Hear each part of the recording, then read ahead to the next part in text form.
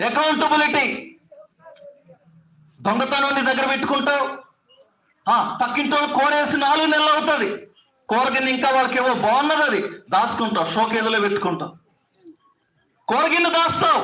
ఆ కూరగిన్నె సాక్ష్యం కలుగుతూ ఉంటుంది, ఫలానా వాళ్ళు నీ కోరేసారు, నువ్వు కూరగిన్నె ఇవ్వలేదు. దొంగతనం. ఏదైనా వస్తువు నీది కానిది నీ ఇంట్లో ఉండడానికి లేదు, ఉందంటే నీ హృదయం దొంగతనంతో నిండిపోయింది.